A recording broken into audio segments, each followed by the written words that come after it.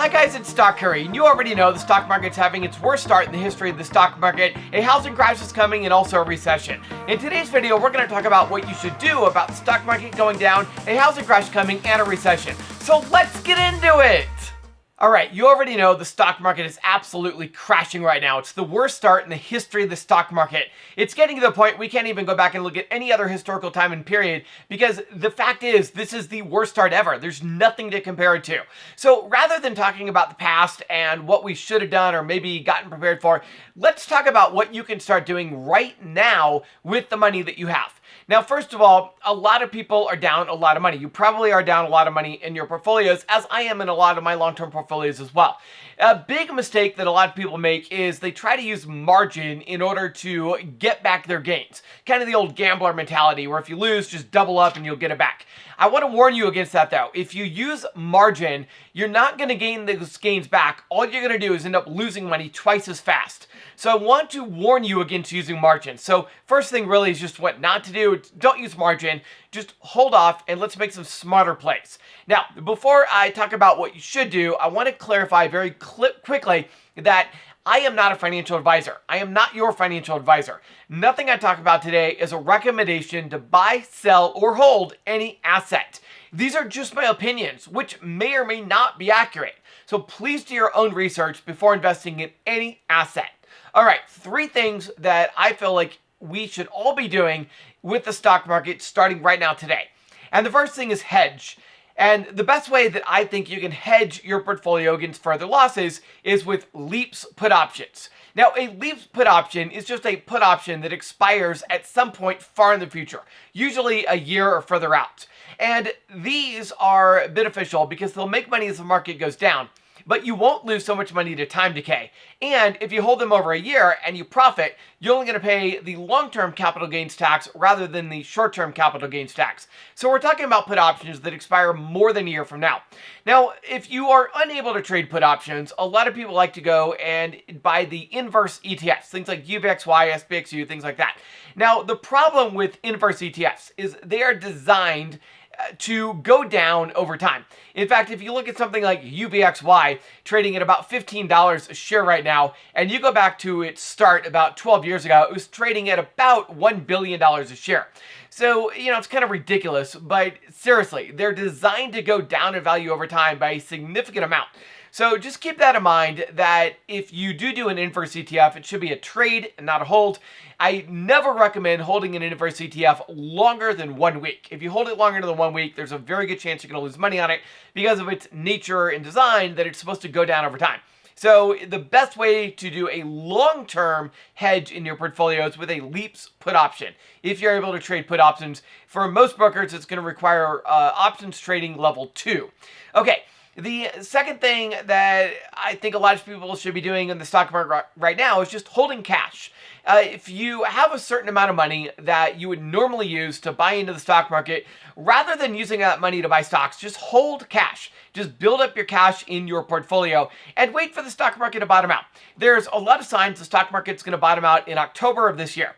Now, those are guarantees. It's just predictions based upon history. But there's a lot of indications that we will bottom out in October of this year, so just hold cash. And then maybe in November, use all that cash you saved up to buy the dip at extreme discounts. Now, the third thing that you could do is, if you don't want to worry about it, then just keep dollar cost averaging in. Just keep DCAing in. There's no reason to worry about stocks going down. If you just keep DCAing in or dollar cost averaging in, then you're just going to keep buying stocks at cheaper and cheaper prices. And eventually the stocks will rebound and you'll make money. So those are 3 different things that you can do in the stock market. All right, now let's talk about what you should do to prepare for a housing market crash. First of all, we just had an incredible time with Larry Jones earlier on Wednesday, where we went through for about an hour on a live stream and talked about the housing market crash and how it's going to affect the stock market as well as an incoming recession. So I just want to welcome everybody who has joined the channel from Stock Up with Larry Jones. Thank you so much for subscribing. I'm so happy to have you here. So let's talk about what we should start doing now to prepare for an upcoming housing market crash. Now, the first thing that I would recommend, and again, I'm not a financial advisor, but just from my personal experience, the first thing that I would recommend is if you are not currently a homeowner, if you're currently renting, and it doesn't matter what your age is, if you're currently renting, I would do everything in my power to go buy a house. It doesn't have to be a fountain house. Even if you have to downsize, I would do everything in my power to buy a house. Here's why. Rental rates are going up. There are some indications that rental rates could rise as much as 20% per year. So I want you to do a little math and just see if you can afford a 20% rise. If you're currently paying $1,000 a month in rent, can you afford $1,200 a month? If you're currently paying $2,000 a month in rent, can you afford $2,400 a month? If you're currently paying $3,000 a month, can you afford $3,600 a month? And that's next year. If that $3,000 a month payment you're paying now, can you afford $4,200 a month 2 years from now? If you're paying $2,000 now, can you afford $2,800 a month 2 years from now? If the answer is no, then it's in your best interest to go buy a house right now and to lock in a mortgage. The beautiful thing about buying a house, the huge benefit of it, is that your monthly payment is locked in for the next 30 years. No matter how much inflation goes up, no matter how much interest rates go up, no matter how much rental rates go up, you continue paying the same exact amount as when you first got that mortgage. And that is the huge, tremendous benefit of buying a house. So the first thing I'd recommend is, if you are not currently a homeowner, to do everything in your power to buy a house right now. Before rates go up even further, buy a house right now. That would be my recommendation. Now, if you are thinking there's no possible way you can afford a house, I want to let you know that there are programs for first-time homebuyers. First of all, if you're former military, you can qualify for a VA or veterans loan, and those a lot of times have 0% down, and pretty much any credit score is going to get approved. 550 credit score is approved, right? So VA loans are tremendous if you served in the military beforehand. Now, if you didn't, then as a first-time homebuyer, you can still qualify for what's called an FHA loan. And the beautiful thing about an FHA loan is you only have to put 3.5% down. If you're buying a $100,000 townhouse or condo, you're looking at $3,500 down. If you're buying a $200,000 townhouse or condo, you're looking at $7,000 down. For a lot of people, it equates to about 2 months worth of rent. And so this is a great, great way to buy your first house. Now, even if you don't have a down payment, you can also get down payment assistance. There are actually programs out there to help you buy your first house that have down payment assistance programs. So definitely, I recommend you go talk to a lender. You would be surprised at your ability to get approved for a house. Seriously, it is so easy to buy a house. And of course, the first step is getting approved with a lender, getting what they call pre-qualified. Once you do that, then you can actually go start looking at real estate. So what I'm going to do for you guys is I'm going to put my lender down in the description below. My lender has helped me buy multiple houses over the years, and she is, actually her team, her company is licensed in 49 states. So no matter what state in the country you're in, well, except for one, I can't remember if it's Alaska or Hawaii they're not licensed in, but other than that, they're pretty much licensed every state. Whatever state you're in, you can contact my lender, and she can talk you through, get you with the right people, and help find out what it's going to take to get you into a house. So that's my first recommendation, is definitely buy a house. Now, I want to stress right now, I have zero financial motivation for trying to get you to buy a house and referring you to my lender. Zero financial motivation whatsoever. I am literally just saying this to help you out, because I'm telling you, when I bought my first house, I literally did not think I could afford it. I mean, it sounded insane to me. And I seriously did not think I could afford it. But we went out on our limb, we bought it, and I gotta tell you, it was the best financial decision ever. Because that is when I started building wealth. Never before in my life had I built wealth. Buying my first house 10 years ago was what got me started on building wealth. So I absolutely recommend everybody buy a house. It is the greatest wealth builder in the United States. Okay, all of that said, when you go to get a loan, make sure you get a 30-year fixed loan and not an ARM. An ARM is an adjustable rate mortgage. A lot of lenders are starting to put people into adjustable rate mortgages because they have a lower interest rate than a 30-year fixed, and your payments are lower. The problem is, it's adjustable, which means a year from now, when interest rates are up 2-3% from where they are today, your interest rate you're paying is also going to go up 2 or 3%. Your mortgage payment is going to go up significantly as well, and you will be in no better position than you would have been if you just kept renting. So I recommend you do not touch a adjustable rate mortgage. Make sure you're getting a 30-year fixed. And if you can afford it, a 15-year fix, but do not touch the adjustable rate mortgages or the ARMs. The other thing is be careful when shopping around for rates, because a lot of lenders will quote you a very low rate, but then they're charging you what's called points, or a massive amount of money up front that you have to pay in order to get that lower interest rate. And you're actually better off a lot of times going with a higher interest rate and less money up front. So again, make sure you're going with a lender you can trust. And like I said, I'll put my lender in the description below if you guys want to contact her. Okay, the other thing is, if you are currently a homeowner, a lot of people are thinking, well, should I sell now and take out cash? Well, if you're currently a homeowner, the problem if you sell now is, where do you live? And the issue is, most homeowners right now, they got very, very low interest rates. I mean, 2-3%. So if you are going out to buy a house now, a replacement for one you're selling, your interest rate's going to be significantly higher, possibly twice as much as what you're currently paying. And so the cost to move is extremely expensive right now. So, current homeowners, man, I would just hold. And if you feel like you really need cash and you want to pull cash out of your house, consider a HELOC, or home equity line of credit. What a HELOC does is you will get the ability to pull the cash value out of your house. So typically you can go up to 80%. Let's say that you have, a 40% equity in your house. Say you have a $200,000 house is what your house is worth, and you only owe $120,000 on it, and you got $80,000 in equity. What a HELOC, or home equity line of credit, will allow you to do is it allows you to pull out equity up to 20% LTV, or loan to value. So essentially, if you have 40% equity in your house, you can pull 20% of it out. And then you've got access to all this cash that you can then use to pay off credit card debt, build up a savings, invest in the stock market and cheap, all these things you can do. And we're going to talk about how to prepare for a recession in just a minute. But HELOC is a great way of getting access to cash that you can use for the future if anything bad were to happen to you, such as getting laid off for a job, or just maybe putting yourself in a better financial situation like paying off credit cards. And then finally, if you are a real estate investor, I spoke to my lender earlier today, and she said just wait. Don't buy any real estate right now as an investment property.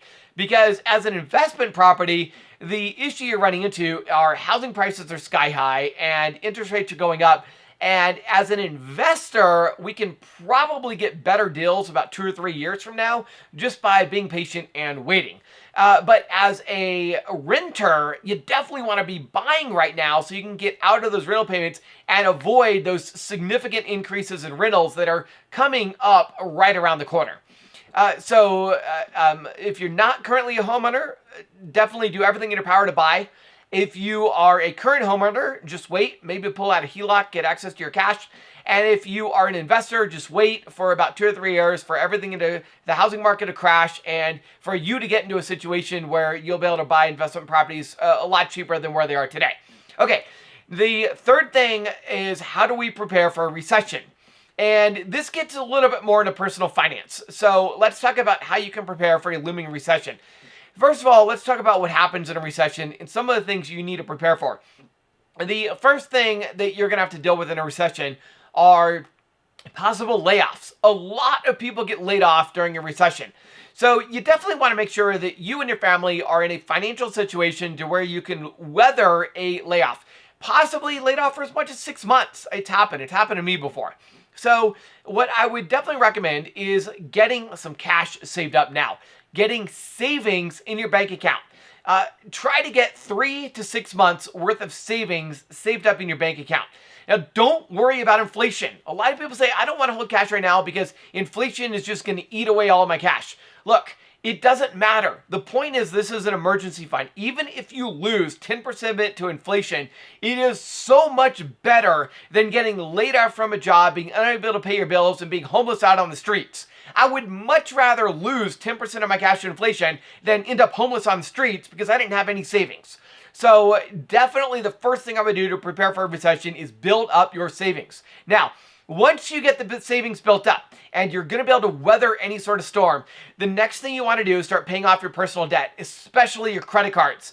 Because as interest rates start going up, the amount of interest on those credit cards is going to rise as well. And look, credit cards are some of the most expensive personal loans you could possibly get.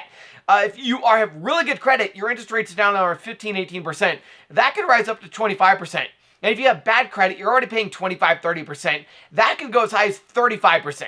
So definitely you want to get those credit cards paid off now before the interest rates start to rise and you get absolutely clobbered on those interest rates. So try to get those credit cards paid off. And again, if you get a HELOC and you're pulling money out, you can do both at one step. You can get that savings built up and pay off those credit cards. Now, the final thing is, let's say you've got that 6 months of savings built up, you've got those credit cards paid off, and you still have extra cash, and you don't quite want to buy stocks yet. You just want to hold it for an eventual bottom of the stock market. The last thing you can do is you can put that money into something that's going to earn interest, and preferably something that will earn interest higher than inflation will eat away at it. And the best way to do that right now is through I-bonds or inflation-backed bonds. And so the I-bonds are a U.S. government treasury bond that the rates are based upon inflation. Now, again, these are only open to U.S. citizens. So there's a little bit of a limitation there. But if you are a U.S. citizen, you can buy an I-bond and get right now 9.62% interest. Massive, 9.62% interest. That is above inflation. You will actually make money no matter what happens in the stock market. It is a great way to make money, guaranteed. Now, if you are interested in getting those I-bonds, all you have to do is go to a website called Treasurydirect.gov, okay? Treasurydirect.gov. When you get to Treasurydirect.gov, there is a link right at the top, huge banner. It says, interested in I-bonds, click here. You click there and get all the information. Of course, there's some limitations. You can only do $10,000 a year per person. If you're married, that's $20,000 a year. If you want to get them for your kids too, $30,000, $40,000, $50,000, whatever, however many kids you got. And then the other issue, of course, is there's certain ways you can kind of get around it and get more than $10,000 invested. If you use a Roth IRA, you can add a little bit of extra. If you use a tax return, you can add a little extra. If you own a small business, you can add a little extra. But for general people, it's a $10,000 max, and there's all these different ways you can buy more than $10,000. And it's all explained on the government website. Again, you buy those directly from the federal government at treasurydirect.gov. Okay. That's going to wrap it up for today's video. That's all the tips and information that I have for you guys to help you out. For those of you guys who are wondering, who have never seen this channel before, I have a VIP Discord where I provide coaching to help you guys make money as the market's going down. Now, we don't make money on every single trade, not even close, but we do make money on most of our trades. And the key is to make money while the market's going down. We're doing that through options. So if you're interested in learning options and figuring out how to do put options and call options and vertical spreads and all the different ways that we're making money as the market's going down, then you can come join the VIP Discord. And if you are interested in that, I have full coaching. I have training programs over there. I will teach you how to actually invest in options, including the more complicated multi-leg options. I also teach you how to do the fundamental analysis. I teach you how to do technical analysis with charting and Fibonacci retracement levels and all of that. All of the classes are available for all of my VIP members, as well as the personalized coaching with all the questions you want to ask in the chat rooms and all of my trade alerts. So you get every single thing that I buy and sell before the orders are even placed in the VIP Discord. It's all included, and it's just $20 a month. That's it. One of the cheapest VIP Discords you're going to find. So huge amount of information for just $20 a month. And if you want to sign up for that, if you want to get the coaching, the training, the classes, the trade alerts, all of it, you can sign up at stockcurry.vip/getvip. That's stockcurry.vip/getvip. Okay, thank you guys so much for joining. I want to remind you guys to hit that like button and subscribe. And if you're on YouTube, go ahead and click the bell icon and click all so that you can get notified when I release my next video. I hope you have a lot of success trading, and I will see you tomorrow.